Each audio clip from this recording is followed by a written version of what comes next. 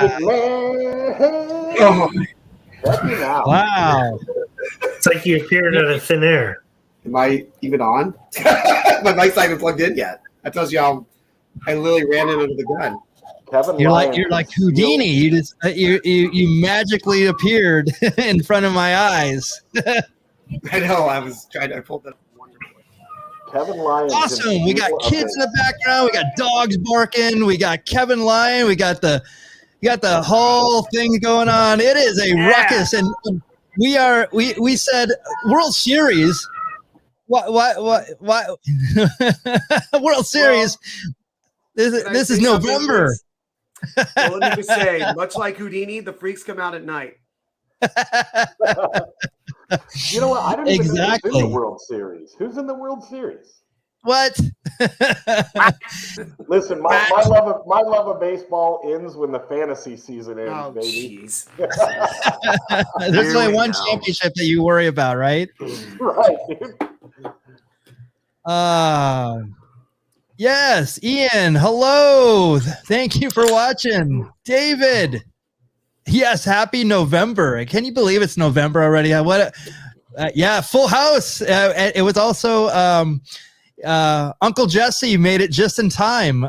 He came in. I thought he wasn't going to be here, and we were going to say it, but he did. He made it just in time. So Just under the wire. he does it. He does it really well. I'm like, who's Uncle Jesse? I have a new nickname. That's from Full House. Oh, I'm just like, I just don't know what. I'm like, I'm not doing anything, but all right. John Stamos. I gave you a compliment Thank there. you for saying that, but You guys have the Hey, same John Stamos could only wish. Exactly. The only thing you have in common with John Stamos is a weird belly button. Wow. How do you know that? Hashtag do the research. I appreciate that. hashtag. I don't want to do that research. Thank you. John Stamos belly button chat. Yes, John Stamos belly button. that's some deep Get that research. slide, Wow. Michael. Well, it's Tuesday night, so why don't we get to it? Welcome to another Baseball Brew Crew podcast. We are a little bit country. We are a little bit lock and lull, keeping baseball history alive, one craft beer at a time. Wherever you are watching us live tonight, give us a like and a follow. If you love beer with your baseball, please tell a friend. Some housekeeping before we start. Can you believe it? We've gone 131 weeks straight.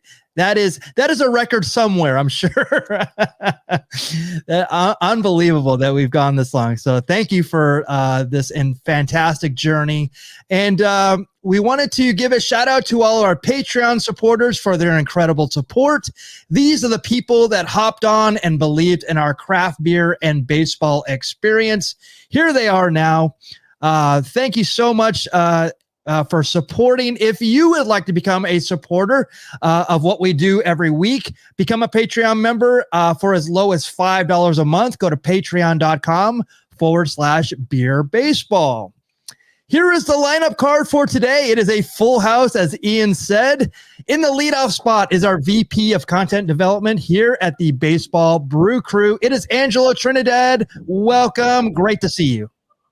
Great to see all of you fine gentlemen this evening. Great to virtually see all of the Brewniverse in the chat.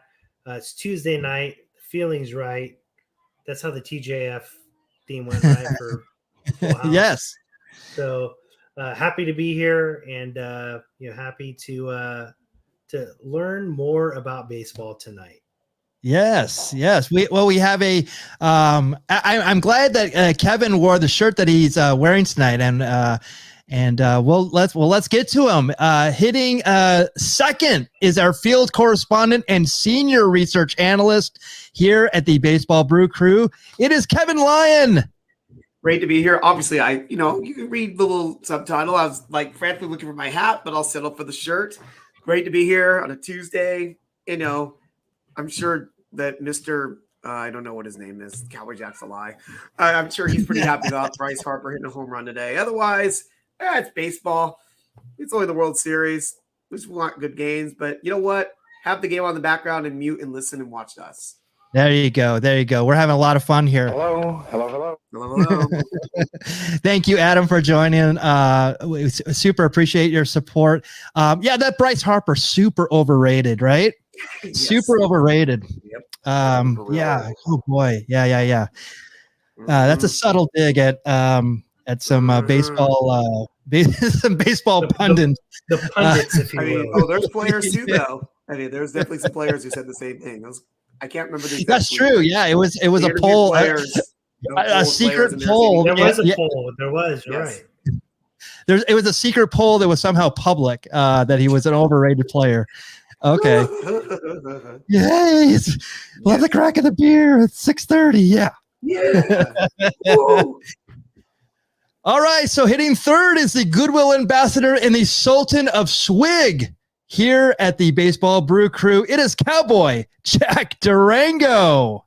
For 131 straight weeks, the Baseball Brew Crew has brought you classic baseball facts and stories, unrivaled and obscure pop culture references, Rain Man level baseball facts, rips, reviews, hoppy hours, hazy histories, deplorable baseball bums, and the silky, sweet, smooth, dulcet tones of yours truly, the Outlaw Burger, the Tucson Tornado, the Yellow Rose of Arizona, the Rooster, Cowboy Jack Durango.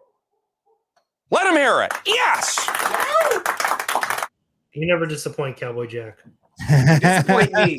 You disappoint me. You are just a liar and a fraud. Ooh. The Mr. Number One in the Fantasy Baseball League. My one and only nickname. You just gave yourself about 10 more nicknames. What person gives themselves their own nickname? Brother, I didn't give myself those nicknames. Those were given to me over my long and illustrious career of in-ring competition. You're slowly turning into the Joel Gertner of the Baseball Brew Crew. Yes, sir. Yes, sir. Next week, neck brace. I have my way, yeah. I have my way. Yeah. Oh wow! Get ready, Kevin. If you hurt me in a dream, you better wake up and apologize, pal. Kevin's been doing his Tai Bo. Kevin's about to have flashbacks to using those fists to break the rocks off the mountain to make those tablets.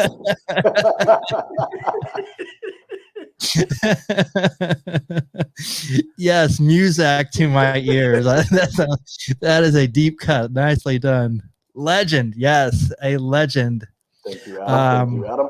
Yeah, Adam is another Arizona legend. So, yeah, I'm sure you guys can exchange war stories. So, I'm Michael Mondragon. What's that? I have a feeling if Adam and I got together, somebody would need to come up with some bail money. Yes, Chico's bail bonds would be on speed dial. That's for darn sure. Yeah, is there Chico's bail bond in Arizona? We need to use Chico's bail bonds and I think LegalZoom.com, correct? Yes, LegalZoom. Yes. I believe the Chico's bail bonds is next to Chica's. Right, Cowboy Jack? Is that your name? Chica's bail bonds. Yes, we were talking about LegalZoom, Kevin, before the show. So I said that I did a lot of my great legal work, and I'm not too proud of some of my work that I've done on LegalZoom, but it got the job done. Let's just say. You're telling me Robert Shapiro would not be proud of you? No, I don't know. It's yeah, no, that's right. You're absolutely right on that. If I explain the joke, it's not any good.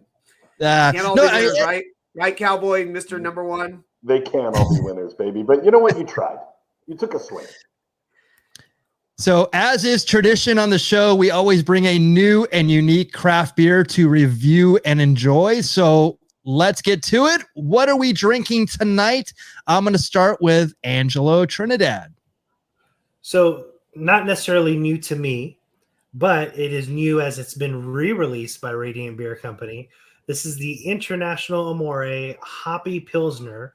This one is 5.4% ABV, no IBU listed, crystal clear, highly carbonated, and ever so drinkable. This Pils begins as German in style, but it evolves to becoming the crisp Italian-style Pilsner. So this one has Tettnanger dry hopping and Hallertau Mittelfra. So it's actually really, really refreshing and goes really well with pizza. So I'm not surprising there. Yes.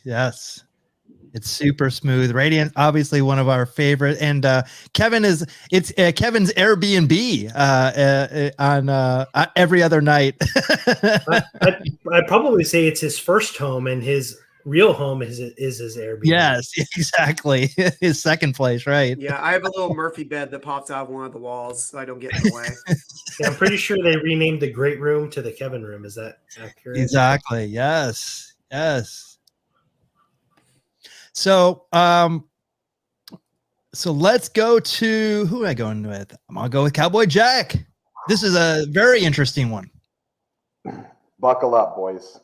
The Early Grande, made by Phoenix Powerhouse Brewery, Wren House Brewing Company, is, for lack of a better word, a treasure. I sauntered into the Cactus Tap Room in lovely Peoria, Arizona. Shout out to the good brothers at Cactus. And I told them, I've got a hankering for a top shelf hazy. Now, you know, when it comes to craft beer, I'm in the business of juicy, fruity, hazy IPAs, and my brothers, business is a booming. The Early Grande is a 6.5%. While this bad boy has no peaches, it has a strong note of these Early Grande peaches, mandarin oranges, sweet, ripe nectarines, and a pineapple cocktail. And gents, I'm here for it. My favorite beer of all time, my gateway drug into craft beer, was the Radiant Haze Hazy IPA. And after drinking one of these bad boys, Radiant Haze is now number 2. This is the leader in the clubhouse for hazy, fruity IPAs. Guys, it is a treat. If you see it, pick it up. You won't be sorry. Yeah, Wren House has actually come a long way. And I probably said this before, that I've been there before. And they have been doing a lot of great beers. There's one of my friends that lives out there as well. He actually showed me a beer out there that's another hazy, I believe. It looked it was a triple IPA, and it looked fantastic. So, and I used to work for a record store called Zia Records, and Wren House is doing a collaboration with Zia Records. So it already came out.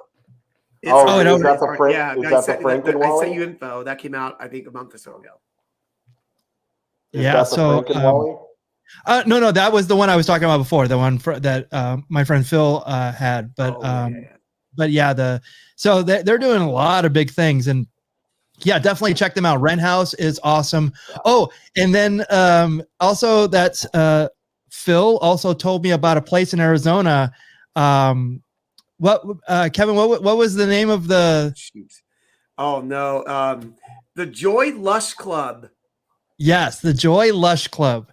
And is in Arizona. It opened up in September. So when we get to Phoenix, we're gonna have to definitely go to the Joy Lush Club, and maybe swing by Wren House. That sounds like a great play. And then get ready to have Chica and have Chico's bail bonds on on speed dial. Yes. Well, it sounds like the Joy Lush Club, Poor Decision, and I am gonna have to meet up there and see what it's all about. We'll give you a scouting report. Yes. There you go. Yes. One Arizona legend describing another. Thank you, yes. Excitement. Thank you. It's about time I get my propers. So my beer tonight is so I actually found a single can of this, and I was like, it was kind of odd just to see a single can from this brewery. So it's actually Three Weavers. Oh no, I'm sorry. I'm gonna go to Kevin. Yeah, I'm sorry. Let me go to Kevin. I'm doing mine last. My bad. Go for it. All right. Well, considering it is Dia de los Muertos, and I'm lucky to be alive because I'm about 175 or something like that. 3,243 years old. is your age. So I found a very appropriate beer for today by Rogue Ales out of Newport, Oregon. So one of their famous beers is called the Dead Guy Ale. So what they did, this one is called Dead and Dead, and I'm neither of those, Ed, wherever you are out there, and all of you, I'm still alive. Dead and Dead complements the flavor profile of our classic Dead Guy Ale, except it has oak and vanilla and fruit notes from the Oak Dead Guy whiskey barrel chips. So that bumps this up to a 9.5. Woo, yeah. It's going to be a fun one tonight, It's boys. going to be a fun one. I only have one, luckily for you. 40 IBU, so that's, so it's not going to be too heavy of a drink. And this is not definitely my style I would drink either, because it's more of an ale. But yeah, 78 BC. Very funny. And, I've never had the Rogue guy. I've never had anything by Rogue, but I've seen their name. They've been around for quite a while. So I was like, if I'm going to have one on Dia de los Muertos, let's drink to my impending doom. Cheers.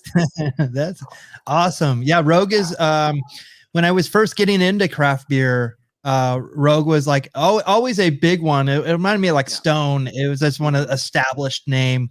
And then they also Rogue, if I'm not mistaken, they did one with what's the sriracha sauce? They did one of those. Yeah, they did. And then they also did a collaboration with Voodoo Donuts from out of Portland, I believe. And I think they also did I should have had this beer. I think they also did a beer with Iron Chef Japanese Masaru Morimoto.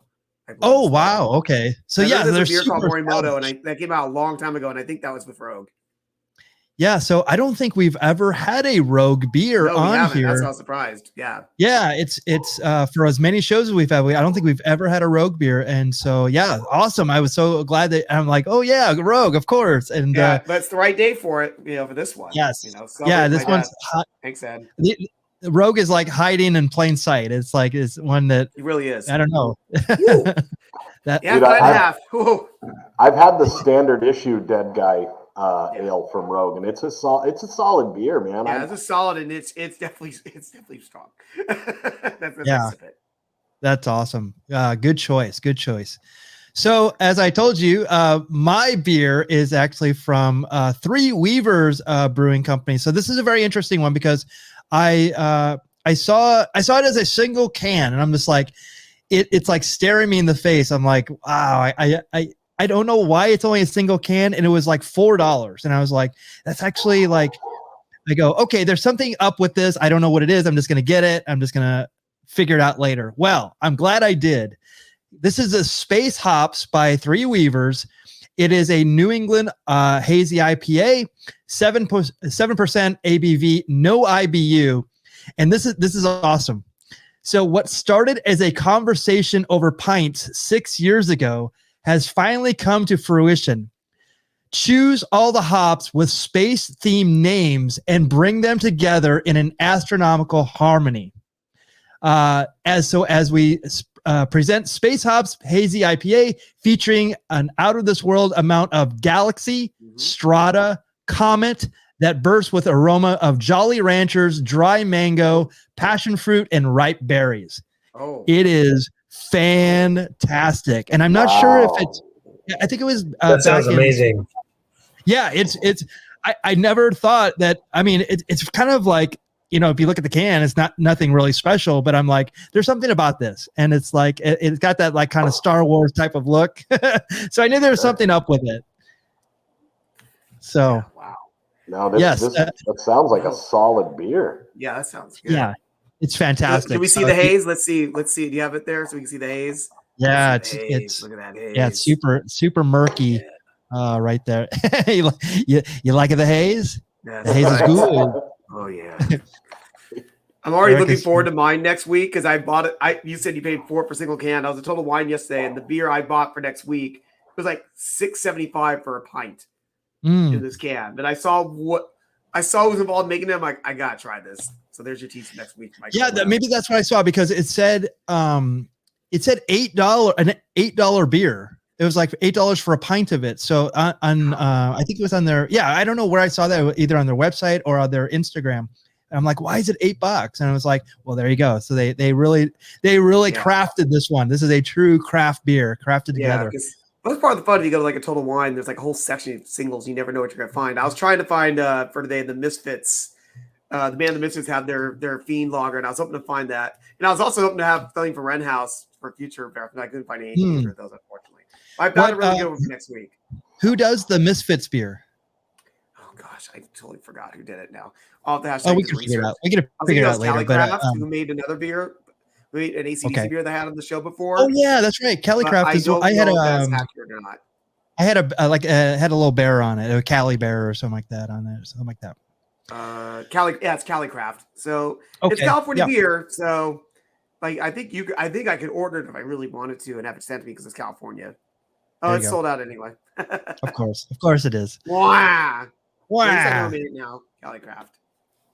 All right, so let's get into it. Let me stop that and change that. Let's do this day in baseball history for November 1st. And we were kind of joking before the show. I could do one of these every single day if I wanted to. It's so much fun to look at me. Yeah, that's the plan, right? Yeah, sure.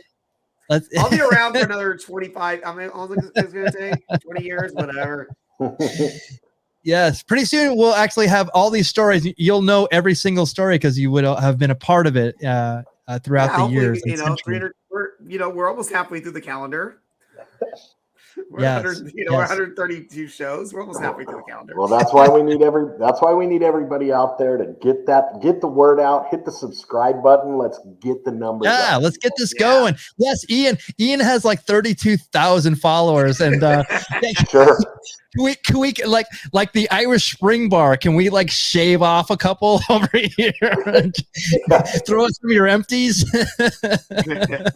Yeah, kick us some pity followers, Ian. Help brother out. Yes, he's done it for the past 23 centuries. Oh boy. All right, so let's get to it.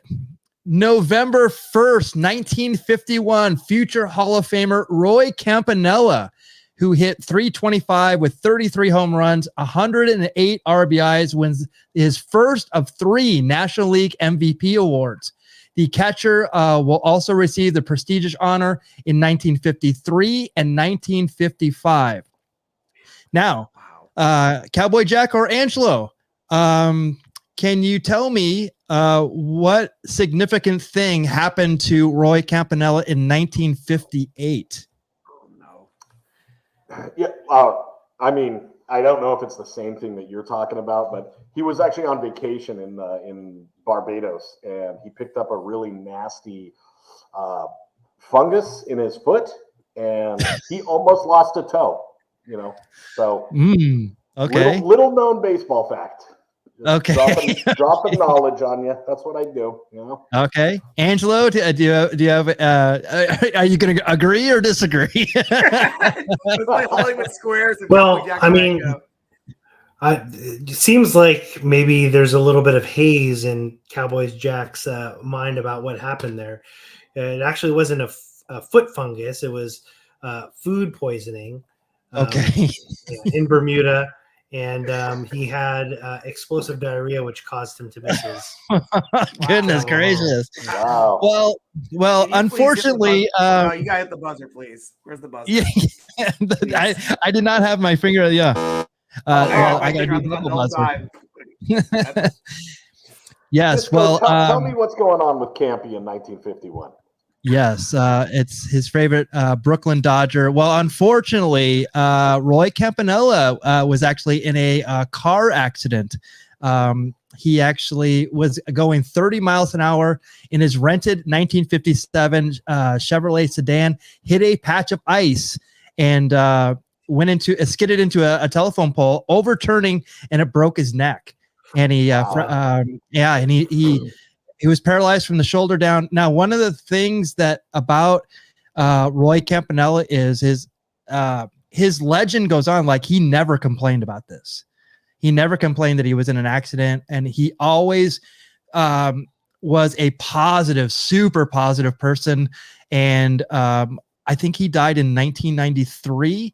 And that was one of his legends, that it was like this was like his second life of giving back to people, and his positivity was like, he never like cried about this at all, which was an amazing thing. Like, yeah. What, like 30 years old when that would have happened, probably something like that. Incredible. You know? Like he cut down in his prime. And an amazing player, and obviously like 3 MVP awards, and then, you know, and it was very unfortunate, but this is actually how I know, because you know what, he's actually older than you think. He was born in 21, so he actually have been. What was that slide from? Well, then again, because he was playing in the Negro Leagues first before he came up to the Dodgers, I'm assuming. Right. He was.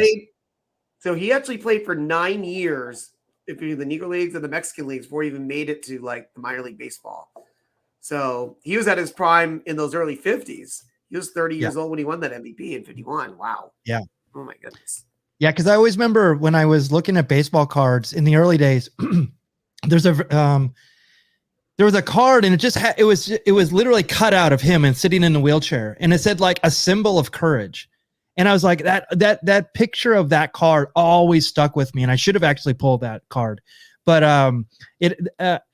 that's how I knew kind of Roy Campanella and his name. And it was again, if this would have happened to me, I would be complaining all the time.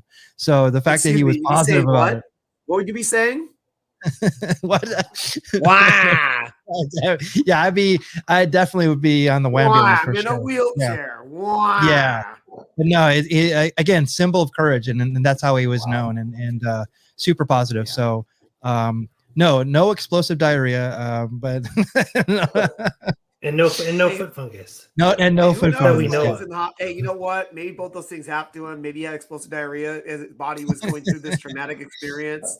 And maybe he got a foot fungus while he's in the hospital recovering from this situation. Yes, exactly. But no, symbol of courage. Prove us wrong. Prove us wrong. That's a crazy story, man. Yeah, it's one of those baseball stories that definitely we need to like get this out there. I mean, this is baseball history, so I was surprised to even see that he was actually being recognized for his accomplishments in baseball, because he's actually probably known more for his work outside of baseball because of this happening. So very interesting. Okay. So we talked about a 3-time MVP. This is November 1st, 1966, in the final time when there was only one selection from both leagues. Dodger left-hander Sandy Koufax becomes the first 3-time recipient of the Cy Young Award. The 30-year-old left-hander recipient of the prestigious pitching prize in 1963, 65, posted a 27-9 record, along with an ERA of 1.73 in the National League champs. But this guy was like unbelievable, like super amazing. Super amazing. You said he was like 30? Is that what you said? 30 years old? He was 30. 30. He came up pretty young, and he only has another year or so before he retired. Yes. Really? When he had the arthritis kick in, he was just like, I'm done. He didn't want to. I don't know if he was forced to, or he just chose to, because he might, go out on top, or you want to just add more stress to your life, more pain to your later in life. No, I mean, look at him. You still see him at Dodger games, even like nowadays, and he still looks happy as he looks great. If he's 30 here, he's in his mid 80s now. Yeah. And did he have a second career in baseball as far as like managing, coaching? No, he really didn't. No, he really didn't. And he did it. Like, I think that he did some, like, what a lot of them do is they like would make their appearance at like Vero Beach back when Dodgertown was in, or the Dodger spring training was in Florida. But yeah, aside from that, he was never really a coach or anything like that. Oh, go ahead. And this was his last year. You retired. Wow, that's insane. 66 is his last year. I knew it was close, but yeah, he was done in 66. Crazy. That's insane. His first year on the ballot, he made it to the Hall of Fame. First year on the ballot. So look at this picture. This is amazing. So this was I think in January of 1966. So Uncle Milty, Milton Berle, Sandy Koufax. That's I think second from left is Gene Barry, who's an actor. I'm not really super familiar with him. Okay. As I said, I didn't even recognize Drysdale at first. I mean, Drysdale. Yeah, my Don Drysdale is on the right there. Giant there. Look how dapper they looked. They should have gone in the movies. Yeah, exactly. My brother used exactly the same word I did. Look at that, dapper gents. And so to give a background on, since Jack was asking about what Sandy did after, in 67, he actually signed a 10-year contract with NBC for $1 million. $1 million contract to be announcer for them for 10 years. He did that for 6 years. And then he was the minor league coach with the Dodgers for about 11 years or so. He resigned in 1990, saying he was not earning his keep, but most observers blamed it on his uneasy relationship with national treasure Tommy Lasorda. So, Oh wow! So he needed an advisor, I guess, to turn points to the Dodgers as well. You can't go up against T. Lasords, man. T. Lasorda can't go up against him. Yeah. I can't imagine. They're very amazing. $1 million in the 60s. Can you look it up on your calculator? I think they're saying like $8 million 1967. Nowadays. Yeah, $1 million. Yeah, and then remember that's $1 million for 10 years, so $100,000 a year. I mean, that's still better than what most baseball players are making then. It was $1 million per year. Sorry, I want to make sure I clarified that. It was $1 million for 10 years. Yes, sir. Okay, 1967. Let's see what we got here. I look up Gene Barry while he's looking that up. Gene Rerun Barry. No, excuse me, that's Fred, sir. Fred Rerun Barry. Yeah, I think it looks like him at least. I don't really know what. I mean, it's just like, all right. Yeah, that's $8.8 million in today's money. Not bad. Not bad. Yeah, break that over 10 days. That's not or 10 years. That's not a bad trip to the pay window. Yeah, that's right. Pretty good. All right. So November 1st, 1978, after dominating the American League, Yankee lefty Ron Guidry, who went 25-3 with a 1.74 ERA, wins the Cy Young Award unanimously. So he's listed as Gator as his nickname here, but Kevin, what's his real nickname? Louisiana Lightning. That's it. He receives all 28 first place votes, with Mike Caldwell and Jim Palmer being the runners-up for the prestigious pitching award. Ed knows that as well. That's nicely done. What a nickname. So crazy. So a great season for a baseball team would be 90 wins, right? So he actually had 30 starts in 1978, and the Yankees won all 30 of those. Wow. And he went 25-3. Wow. Okay, so what was the? Wait. So what are the three losses? They could have just been tied. Oh, okay. Okay. Yeah. I was like, wait, what? Yeah, they probably went to extra innings or something like that. Okay, I was like, wow. So, Michael, Kevin, taking a look at his pitching hand there. Yes. Yeah. Sir. Is he throwing a knuckleball? What is that? What's he throwing? Yeah, what was his pitch? I want to say like a breaking ball, but I can't remember. Well, lightning out, he was expected like fastball, but yeah, I don't remember him being like. Yeah, I don't remember what his signature pitch was. I mean, that might be like a 2-finger fastball. Yeah, yeah. Okay. Ed would probably know more about that than I would. All right. Yeah. It just looks like an awkward way to hold a ball. Yeah. Oh yeah. Yeah, I'm just not sure. Well, it's funny. Whenever you slow down, like pitching, like you'll always see like their elbows are like crazy. Sometimes the torque on the elbows, it's the way they hold the ball and different things. Just the way he's holding it with one of his fingers clipped off to the side there, man. It could be like might be like a circle change. It could be a lot of things. Just the way the position. Mr. Excitement says it's a fastball or a fastball slider. Yeah. Yeah, I wasn't sure if it was a slider by the way that it might be by the way the fingers are positioned. Yeah, it might be a slider there. Yeah. I'll try to see if there was anything I could see immediately about what his best pitch was.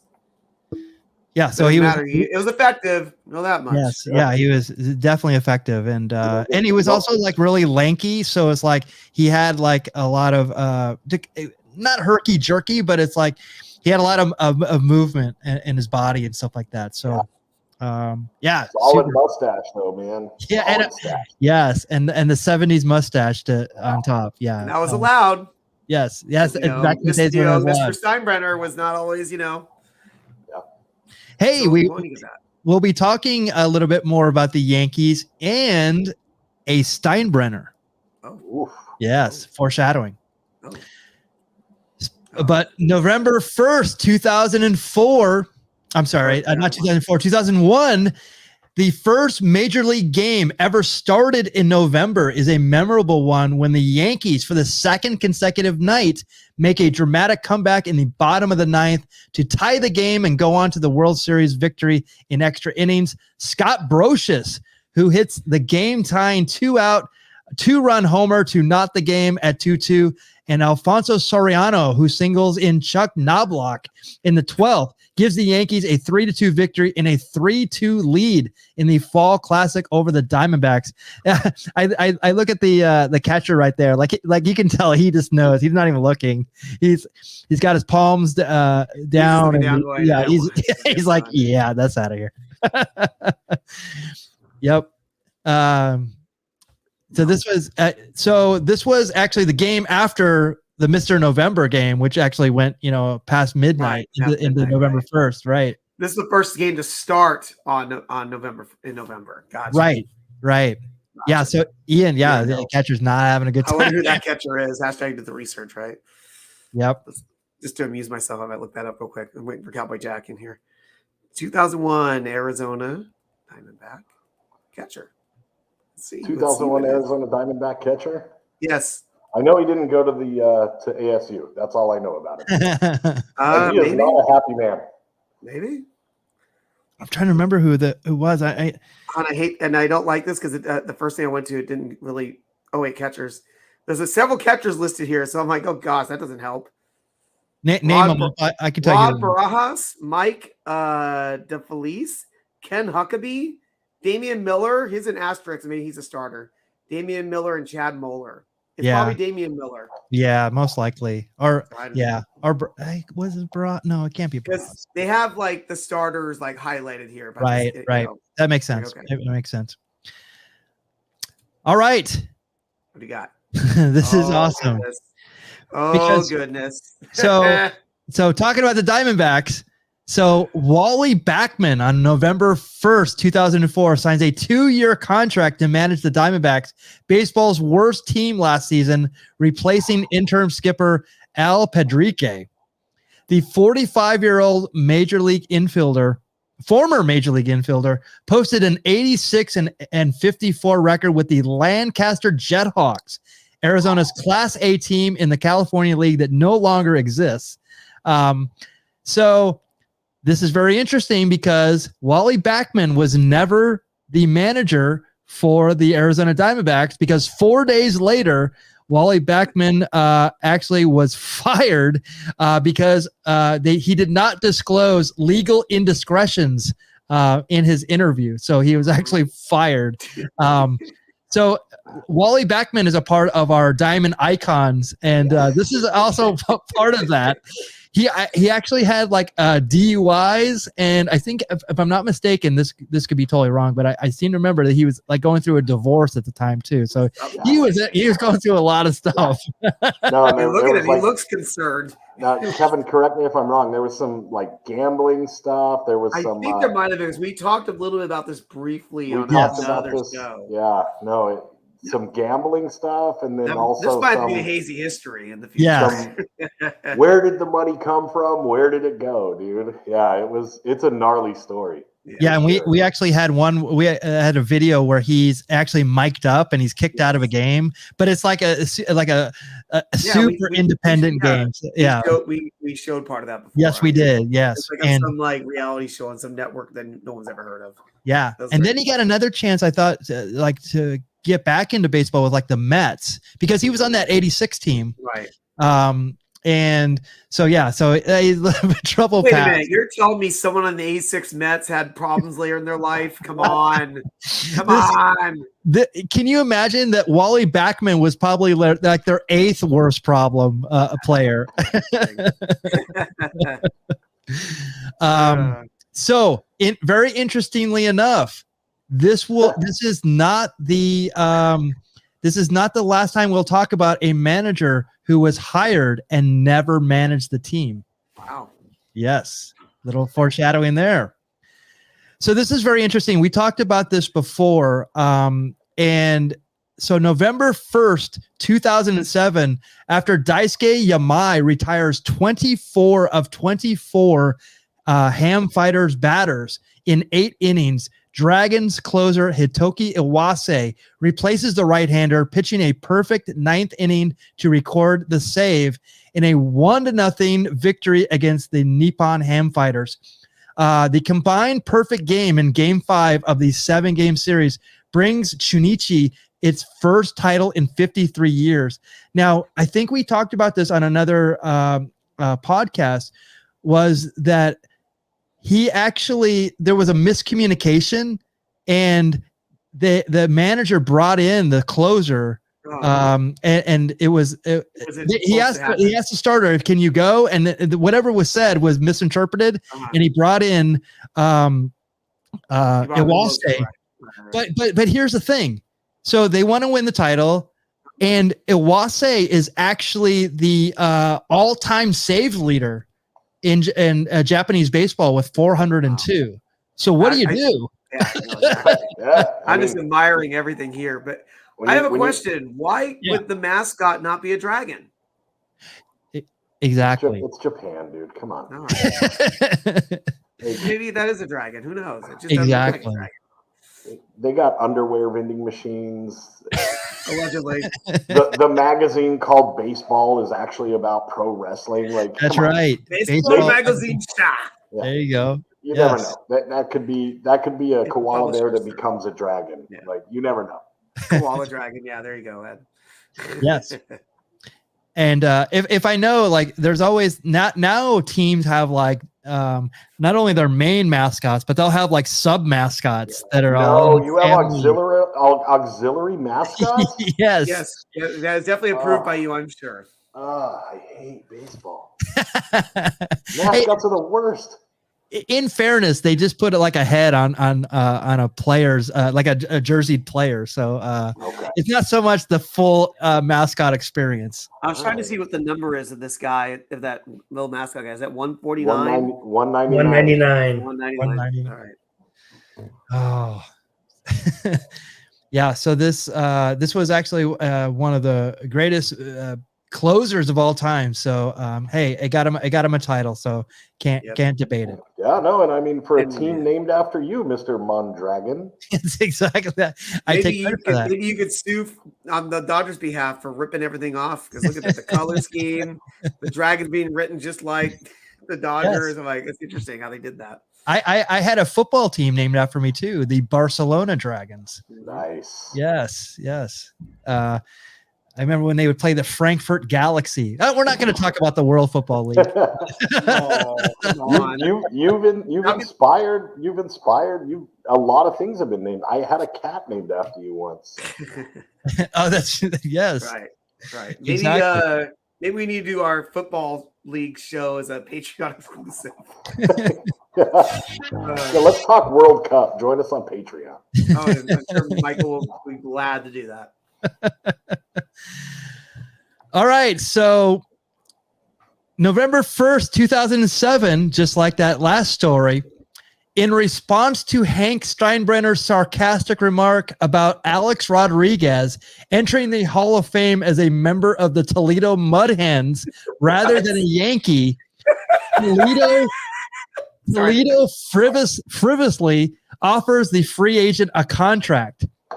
The minor league deal includes a bonus for hitting 75 home runs next season, leading the Tigers affiliate to a 10 consecutive international league titles. No way. Yes. Oh my gosh, that's good stuff. That's some good stuff right there. Well done, Toledo. Well, cheers, Toledo Mud Hens. Yeah. Yes, and I was glad that Kevin, that you were wearing that shirt, because we did not plan this. But I read in the little description it said Toledo Mud Hens. That's why I didn't get this. You did the research. Nicely done. I spent my 174th birthday in Toledo this year. Whatever the number is. I spent my birthday in Toledo. A-Rod's one of the best that's ever done it, right? He's got to go on the what do they call it? The Mount Rushmore. Yeah, we talk about it a lot. Yeah, he's actually on the ballot, so we'll see. We'll see. And if they do that's Centaur picture. I need to have it.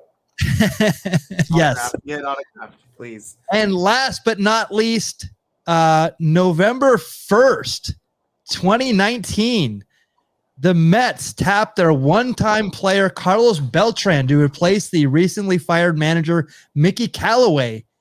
The 42-year-old former slugger with no managerial experience inks a 3-year deal with a club option for 2023.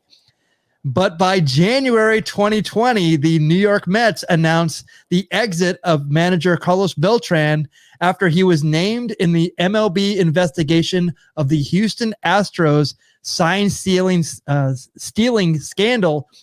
Beltran is the third manager to be removed following the MLB report, and he was the only player mentioned in the commissioner's report.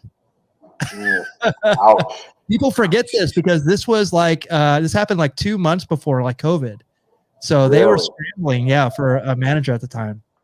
Dude, if we threw a Mets hat on our co-host, Angelo Trinidad, he'd look like at least a first cousin of Beltran.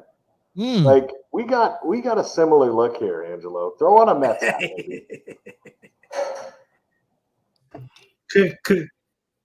Could be in my family tree. Could be in my family tree. We'll see. Is Carlos Beltran is he a secret Filipino, or is I'm just saying. Hashtag do the research. Yes. Or am I part Puerto Rican? There you go. That's what Ed's saying right there. Yes. Angelo's trying to sneak the Puerto Rican in on us. Yes, we definitely profiled there. Sorry about that. Sorry. Hey, Michael, can I throw a little cherry on the Sunday? So the man that he replaced, Mickey Callaway, got hired by the Angels as their pitching coach. Right. And what was about a month in, it turned out he had all this, I think it was sexual. Oh, that's right. He got in trouble for a lot, apparently sexual harassment, he got possible assault. Oh man, he got Joey Ryan. I'm sorry, I said that out loud. Wow. Yes, he did. And actually, there was another Mets executive. His name is on the tip of my tongue, who actually had a similar thing. It was almost like, who is the Detroit Pistons guard?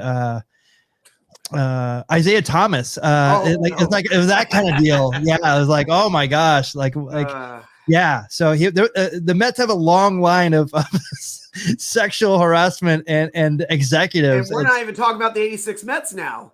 Oh my gosh, yes. Hashtag do the research. That's definitely the secret word today. Yes, Zeke. I was gonna say, who was the guy who kissed Magic Johnson on the cheek during the finals? Isaiah Thomas. And they both probably kissed Cookie after the game in bed. That's true. Well, we don't do a basketball show, so we can't. Sorry. Just on that out there. It's a little hazy. Right. A little hazy here. Well, speaking of hazy, we have a special segment. Cowboy, Jack Durango, and Kevin are going to step up and do some hazy history. Get my notes ready. Guys, I'm going to put you on the spot. Let's do it. All right. Tonight with Hazy History, we are talking about George Moriarty. Kevin, who's George Moriarty? So he was playing baseball.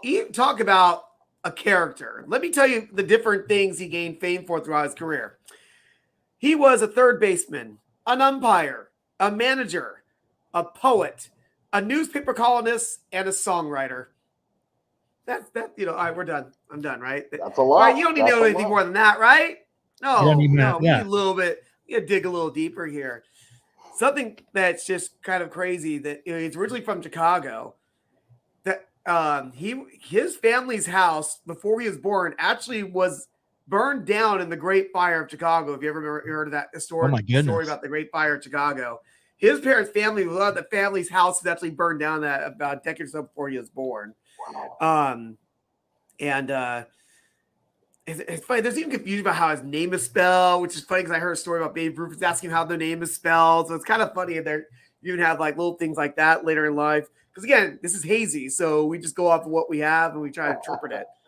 And his original name did have an extra I in it, but and he spelled it that way up until he started playing for the majors. Yeah, yep, there you go. And so he actually dropped out of school after 6th grade, and he started playing ball in semi-pro leagues all throughout Chicago. Because we're still talking 6th grade. He'd been around 11. This is like the mid 1890s. I can tell you, in Chicago, from being there, I was not good to make these teams. So you have to be good to be able to make these teams. You know what I mean? And he actually signed his first contract at 16 years old in 1901. Think about that, in the minor leagues. And, he toiled a little bit in minor leagues, around, playing such beautiful places, Davenport, Iowa. Oh, yeah, we can get Ian involved there. Rock Island, Illinois. We have Bloomington, Joliet, Springfield, Illinois. Well, I love, though, he got a job and played on the team for the Oliver Typewriting Company. And somewhere around there, they actually had an exhibition game against the Cubs, and he got noticed because of that. And they actually signed him to a one-day contract. 1 day. Wow. And that day, he went 0 for 5, but he was known for being a defensive player, which he didn't make it back then, but he toiled the minor leagues for a while. And I want to find here what first made his reputation. So he's known as, how do I say it, Jack? A brawler? He's known to get a little scuffles on and off the field. Is that correct? Enjoyed a little bit of conflict. So, Jack, do you have his note about what happened to him in the game ironically enough, Toledo, Ohio? Do you have that note with you, or do you need me to tell it? So I don't know all the cities. Okay, well, this is in he was in the minor leagues. This is 1905. All right, in a game in Toledo, Indianapolis manager Ed Barrow was riding Moriarty mercifully, but the young third sacker began shouting comebacks that were more clever than Barrow's insults. So what did Barrow do? Barrow charged him, and Moriarty beat him to a pulp. Wow. And former big leaguer Willie McGill, who witnessed the incident afterward, called Moriarty, quote, "the fightingest kid I ever saw." And this guy's not even in the major leagues yet, mind you. Yeah. Yeah, he had a reputation for on the field fights, which is funny because apparently he was completely the opposite off the field. Yeah. What I read was he was considered a gentleman who never used profanity, soft-spoken and general manner. On road trips to Boston, he spent most of his leisure time socializing with Jesuit priests from nearby College of the Holy Cross. How about that? Oh, wow. Think about that as we talk about his playing days. I don't know if I have all my notes in order here, Cowboy Jack, but I will try to find. So he was a weak batter, but he could wing the ball from third base to first base, and he had an X factor about him that the team would rally around him. He was a team leader. He wasn't the strongest player, but his personality was so strong. He was definitely one of the team leaders wherever he went. And the other thing he had been known for was being not just stealing bases, but he was known for stealing home, of all things. Stealing home plate. Where it's apparently it's funny because it's not really officially recognized or not. I love there's haziness about this stat, but it was said he stole home 14 times in 17 attempts in a 2-year time span. Oh my God. Yeah, think about that. And there's other sources crediting him with 14 in one season, which that's crazy because hardly anybody ever does that nowadays. So in 14 in one season, there's different accounts that say 17 in one season. 11, 14. It's a range, but everybody's kind of agreed on 14 as Right. the accurate number. That's nuts. Now let me. You know what? No, I'll say. I have a bit that's way later in history. You know what? Let me just do this now. So he later became an umpire, and I want to just tell you this little anecdote. Sorry to jump ahead, but this ties back to what we're talking about here. So, he was later a Tiger, and he was friendly with Hank Greenberg, even though he's an umpire. Greenberg recalled, much later in my career, George Moriarty and I became very good friends. Back in the early 1900s, he played third base for Detroit, and he used to steal home. Somebody wrote a poem about him, which we'll get to that in a second. All throughout the rest of his life, George felt he knew something about stealing home. When he was umpiring on third base, and on occasion when I get on third, he'd coach me on how to take a lead so I could steal home. He's the umpire telling the player, here's how you can steal home. No, and Greenberg says, like, I didn't know if he was like trying to rib me. I didn't know. So Greenberg wouldn't follow his advice a lot of the time because he thought it was a rib. But everybody was like, no, man, listen to him. Yeah, to finish the quote, he's like, I never had the guts to try because I didn't think I could make it. I'd run down the line, and he kept insisting that I take a bigger lead. I was always afraid that I was going to get picked off. But it was interesting to see Moriarty, who was umpiring at third base, coaching me on how to steal home for the Tigers, which ironically enough, he did play for the Tigers, which we'll get to in a second. And it became a joke among the players, but I never got up the nerve to try it. But that's a really fun little sidebar quote I wanted to bring in there since we're talking about him stealing home. All right, Jack, do you want to talk about May 16th, 1909? So I'm gonna run down a couple of Mr. Moriarty's highlights in his fighting career. Oh, okay. Go ahead, if sir. you don't mind. So he was nicknamed Battling Moriarty, the ump who loved to fight. He was willing to throw hands with anyone who dared to challenge it. One of his challengers came early in his Tigers career, a gentleman named Tyrus Cobb. I don't know if you've heard of him before, known as the Georgia Peach. I guess they were roommates. They were really good friends. And this story has been blown out of proportion. Did they fight? Did they not fight? But both men have come out and said, no, we've never fought, but this did happen. Ty Cobb was pissed off and challenged Moriarty to a fight. Moriarty goes over and picks up a baseball bat, hands it to him, and he says, a fella like you needs a bat to even things up with a fighting Irishman. Ooh. And Ty Cobb backed down.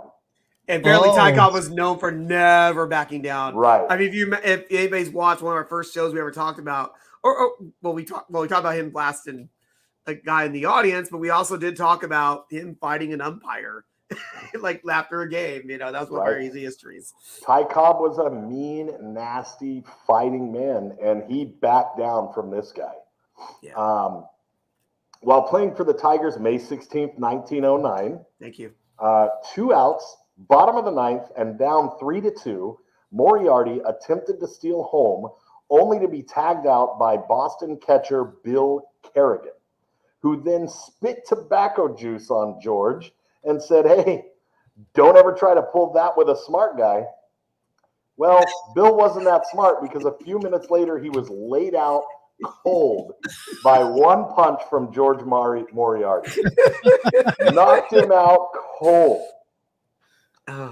That incident inspired Jack, can I please give it one post thing before you get to the poem? So check this out. So this guy, Bill, what was his name? Kerrigan? After the game, he had disguised himself as a groundskeeper in order to escape the mob of angry Detroiters that awaited him outside the park. Brother had Memphis heat. Yeah. They had to smuggle him out dressed as a janitor. He had to hide as a groundskeeper. Well, he's in Detroit. He has like original chic heat. Yeah, no kidding. There you go. Dig it, baby. So that whole incident inspired a Detroit editorial writer to pen an ode to Moriarty named Don't Die on Third. And it turned into a nickname for Moriarty, the man who won't die on third, which is a super rad nickname. Yeah, a super rad nickname. Absolutely. The man who won't die on third. So his love of fighting wasn't just limited to the baseball diamond, Kevin. Yes, sir. Contrary to most reports where they say he was a button-down nice guy, during his 1944 divorce proceedings, lots of stuff came out. His soon-to-be ex-wife was, his future ex-wife detailed stories of Moriarty having deep, unfounded hatred for any of his neighbors. And he would try to start fights with his neighbors. He once heard his neighbor's radio through the window, so he took his radio, went to their open window, turned it up full blast for 3 hours, and stood there staring at the neighbors, daring them to come outside. Heat, brother. That's the heat, brother. And she also kind of detailed some accounts of domestic abuse. Allegedly, right? We're gonna believe her until it's not true. Yeah. Dude, you can't tell me that a guy that loves to fight this much isn't doing a little rat-a-tat at home. Come on. Hey, but you know what? You're talking about that, but why don't we talk about the artistic side of this man? You know what I mean? Let me get a little bit of that too. Tell me about his artistic. I've got his greatest fight of all time, but you tell me about how artistic. Oh, we're not getting hazy enough yet. So you know what? Take a sip if you're relaxing and let's enjoy. Well, while you do that, I was going to say, like, you said like he was going through his divorce. I was going to ask, did he do it on LegalZoom.com like I did? No, he opted for an in-person trial, and he stayed away from LegalZoom, which, guys, listen, if you're going through a divorce, if you're going through a custody battle, if you need to write a living will, visit LegalZoom.com. For quality. If you need to bankrupt a pro wrestling company, go to LegalZoom.com. There you go. I think between mine and Michael's divorce, custody hearings, bankrupting businesses, we probably use LegalZoom 10 times, and they never disappoint.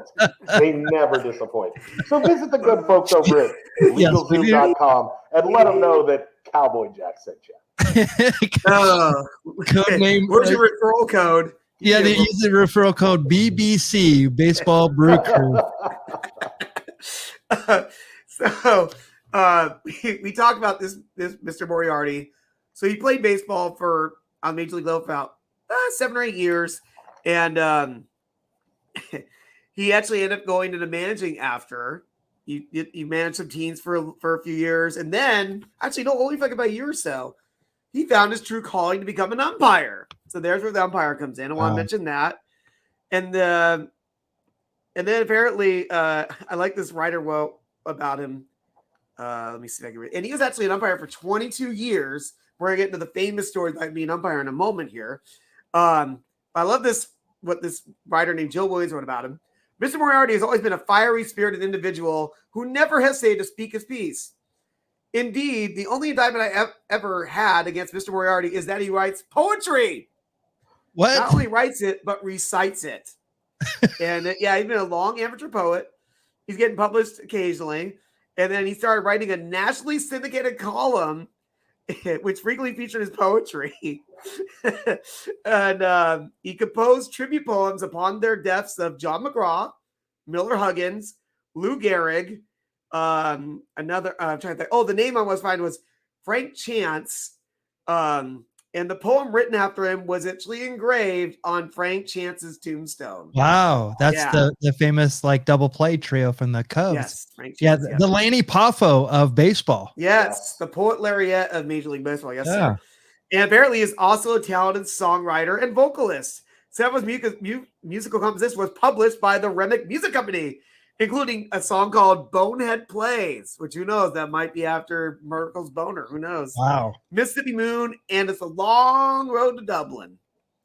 Wow. And he also wrote for Baseball Magazine. So, the quality of his, I like what it said here when we were doing the research. The quality of his work is debatable, but he was certainly a better writer than most others. You know what? Remember, 6th grade. He dropped out of school after 6th grade. He was getting do all that writing, that's pretty stellar. And so, an interesting thought, though, is just a sidebar before we get to the umpire again. In 1927, Ty Cobb was the manager of the Tigers. So I believe, did Ty Cobb get fired or resign? Do you remember, Jack? Resigned. Do you remember offhand? I believe he resigned. And so Lee Moriarty, I'm sorry, Lee Moriarty. I'm thinking the wrestler. Mr. Moriarty actually quit being an umpire to manage the Tigers. Think about that. Oh my God. Like conflict of interest, you know what I mean? Kind of, you know? Wow. And so, and he wasn't the most popular manager because check this out. Moriarty attended church every Sunday and expected all his players to do the same. Oh my God. Yeah. Yeah. And then after 2 years where the team finished 4th and 6th, he resigned when his contract ended and he returned to being a major league. He returned to umpiring for the American League. So, Cowboy Jack, why don't you talk about his most infamous? Moriarty's most infamous baseball fight took place when he was an umpire on Memorial Day in 1932. George called a pitch a ball instead of a strike, causing the White Sox to begin heckling him, talking a lot of smack as he left the field. Battling Moriarty, who never backed down from a fight, turned around and spouted off, "I'll fight the whole White Sox team right now." This inspired 4 White Sox players, Milt Gaston, Charlie Berry, Frank Gruby, and Lou Fonseca, to take him up on his offer. According to legend, George was cut up, bruised, had a broken hand, but the fight ended in a draw. Local newspaper columnists remarked, "Mr. Moriarty must be slipping in his old age." He's 47 at this point. Oh my God. There were times when he used to take on a whole ball club just to warm up. Oh my gosh. That is awesome. And I think that we talked about this, and it was one of the stories on one of the This Day in Baseball, right? Yes, sir. I believe so. But yeah. We go into a little bit more detail here. And then, Yes, you know, and as a result of this, obviously he's, you know, that's not going to look good for him. But he apparently went on a goodwill tour on behalf of the American League that offseason, including doing lectures and reciting his poetry at schools, American Legion banquets, and he ended up saving his job. But it also didn't help that he actually was a really good umpire.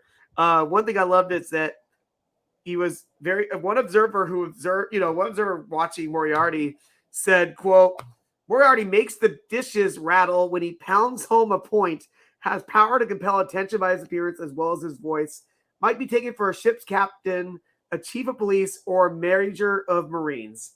There you go. Wow. Yeah, And, super commanding presence. Yes. And that brings us to our favorite part of hazy history. Moriarty has the distinction of ejecting 3 players from World Series play, more than any other umpire in baseball history. In Game 3 of the 1935 series, he berated and then booted the Cubs' Charlie Grimm, Tuck Steinbeck, and Woody English for, among other things, excessive heckling of aforementioned Hank Greenberg. Yes. For that stunt, Moriarty was fined $200. He had violated our good friend Kennesaw Mountain Landis's rule against ejecting players from World Series games without the commissioner's prior approval. So now let me tell you this too, from what I've read. Apparently the whole dugout, almost the entire dugout, was yelling, you know, Anti-Semitic things. Which, hey, are we in 1935? Are we in 2022? Yeah. We don't know, because anti-Semitism is just flying around. And so he actually warned apparently the entire dugout, and these 3 guys still they didn't listen. They heckled. They kept heckling him, and then there you go, threw those guys out of the game. Wow. And that interesting thing though, that you had to ask for commissioner's approval to eject a guy from a game. Yeah, that seems That's odd. really just bizarre. Yeah. Really bizarre. But you know what? That's where I can say, hey, cheers to Mr. Moriarty for that. Cowboy Jack, I'm gonna put you on the spot here. Do you have a deplorable baseball bum of the week? We do. The Baseball Brew Crew's deplorable baseball bum of the week is Kennesaw Mountain Landis for coming down on Moriarty over him standing up against anti-Semitism. Can't say anything bad about Moriarty, but we can always say bad stuff about Kennesaw Mountain Landis. Yes, He's sir. He's never too far away from controversy. That Mountain Landis. And he went out, and Mr. Moriarty, he retired. He did some scouting, I believe, for the Tigers. Yep. He was a scout Long for the life. Tigers. And when he passed away, the headline of his Morning News obituary read, in all capital letters, "Battling Moriarty, ump who loved to fight." And with that, let's give a fun baseball fact to tie this all up together. So his grandson is an actor by the name of Michael Moriarty, who, here he is on the left there. Do you recognize that man on the right-hand side there, Mr. Cowboy Jack? Come on, that's Raging Bull, baby. De Niro. That's Bobby D. That's Bobby D. So this is a movie called Bang the Drum. Is it Bang His Drum Slowly? I'm Bang sorry. the Drum Bang the Drum Slowly. And I've heard of this film, but I would have been very young. I'm sorry. When I was young, movies didn't exist, but I wasn't aware of this movie that came out in 1973. Michael, are you aware of this movie? It's a baseball movie. I've heard of it many times. I had no knowledge that Robert De Niro. This is one of Robert De Niro's very first movies, right? Right. Yeah, for sure. Because this is a few years before Taxi Driver. Yeah. Yeah, and but I never really had any interest in this movie, but now I definitely want to go back and watch it. I think it is on YouTube. So Oh, I might have okay. to go check this out. Yeah, I don't know the whole story, but it's definitely have a Yankee tie-in to it. Yeah. And what I just laughed was that Mr. Michael Moriarty is also known for playing on Law and Order. He plays assistant district attorney. The character's name is Ben Stone. What I love though is this little tie-in to go back to everything in the beginning. So a district attorney stands for ADA. ADA Ada Stone. ADA was his grandmother's maiden name. So you gotta love that too. A little tie-in there. We made that first character name, and that is awesome. Well done. That is some hazy history. That is fantastic. Well done, guys. You guys killed it. That was so good. So good. Well, if you like what we're doing here, we definitely would love your support. Go to our Patreon page, patreon.com/beerbaseball. Here are all of our socials. We're on Twitter, Facebook, Instagram, YouTube, Twitch, and also on Jackie Martinley's favorite TikTok. Woo. Guys, any let's do some plugs. Do you have anything going on this weekend? I mean, I'm gonna attempt to do. I'm finally get back to pint and packs. I haven't done that in a bit. I don't know where my pack is. Let's check one out. Let's see. What am I gonna do tomorrow? What's this? Oh no. Maybe I should. You know what? I think I'm gonna save that for next time I do it. Show up you guys because that's gonna be amusing. Let's see. Do I have anything else here? Oh, we got the classic 1987. Hey. Look at the gum in there. That's good. I'm gonna open that tomorrow. I'm gonna go for 7:30 Pacific time, and I'm gonna have a pint of something I need in my life. Clarity. It's called Clarity. It's a beer by Everywhere Beer Company. Right. Everywhere is awesome. And Yes, sir. please check out our main feed on Saturday mornings for Angelo Trinidad, bringing you Rip and Review every week. He's bringing quality card breaks. That's the name of the game. That's kind of what inspired this whole thing. So I'm not a card break show guy until I started watching Rip and Review. Now I can't miss it. He does a great job. Check him out Saturday mornings on our main feed. Rip and Review with Angelo Trinidad. Yeah. And you know who also does a very, very awesome card show is your heartthrob. Yeah, Nikki. Yes, it was. Oh, no, Ian, yeah. Nikki with her sidekick, Ian. For There you sure. go. There you go. Yeah, he does some great card. And by the way, it's Angelo does Rip and Review with Angelo Trinidad. There we go. I was gonna do it myself, but thank you for having it for me. And hey, let me throw out a plug. Since it's getting to be the holiday season now, do me a favor, go to beerbaseball.com, click on affiliates, scroll down, look for Amazon, click on that. Bookmark it if you can, please. I know I'm asking a lot here, but if you're going to use Amazon shopping, use that affiliate link, and everything you buy on Amazon for your friends, family, the people you hate, people you love, doesn't matter who it is. What matters is Amazon will get all their money. Yeah. You'll be happy spending your money buying something you want. Yeah. But a little bit of that will come to the Baseball Brew Crew. So Yeah. we appreciate And it. Yeah, it thank you funds so cards, much. it funds beers, it funds all the fun stuff and all the Yep. fun content that we like to bring to you. So click through on Amazon. Help us out. Yeah. Thank you so much for joining us on another Tuesday night. Let's go see what's happening in the World Series. We appreciate all of your love, all of your attention. We love you all. Thank you for joining us, and we'll see you next Tuesday with another Baseball Brew Crew podcast. Take care, everyone. Good night.